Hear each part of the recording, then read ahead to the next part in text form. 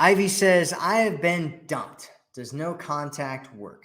Well, first off, I want to say I'm sorry to hear that you have been dumped.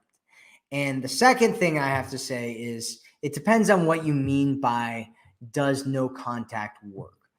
Because I'm going to guess that what you're saying is that is no contact going to bring him back to me, right? That's what most people mean when they say, does no contact work?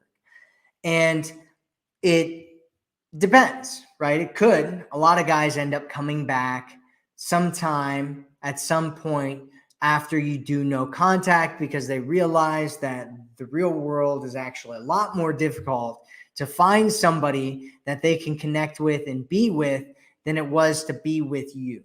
And so they stop getting their needs met. All these things happen. You pull back. They start missing you. They start remembering the good times. They start remembering all the good connections and stuff that they had from you. And a lot of times they end up coming back. However, here's what I'm going to say about it, Ivy. Don't make no contact about getting him back. Do not do that. You should, if you get him back through no contact, that should just be a plus.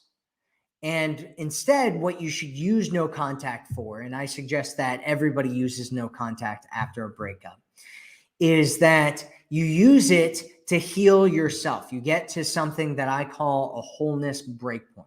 And a wholeness breakpoint is a place where you feel strong and whole and complete in yourself. Because when you break up from somebody, it feels like you've kind of lost a piece of yourself.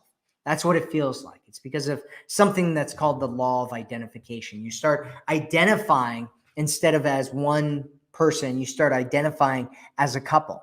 And when you identify as a couple and that breaks apart, you feel like you've lost a part of yourself. And so you go into no contact in order to heal that and strengthen yourself and build yourself back up. That way you can either move on or you can reestablish contact with him, and it coming from a place where you're not needy and desperate and clingy, which if you ask any guy out there, right, and if you ask women too, it's like, is a guy who's needy and desperate and clingy, is that attractive? The answer is no.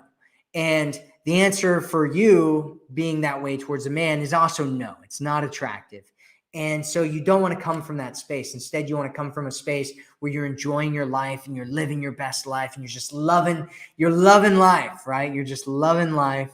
And then the only way that you'll allow him to get back into your life, right? You're flipping the frame from trying to get him back to making him see that he wants you back and trying to convince you to get back together with him. That's really what you want to do. Is you want to flip the frame and make it so that you aren't getting back together with him because you're desperate and needy and you just want to get back. You're only getting yourself into a situation that's going to enhance your life and make you stronger and make you feel better and give you so much more than you already have. And the only way that you can do that is coming from a place of wholeness, which is why, if for no other reason, you do no contact. Can it also make a guy miss you? Absolutely. It can make him miss you.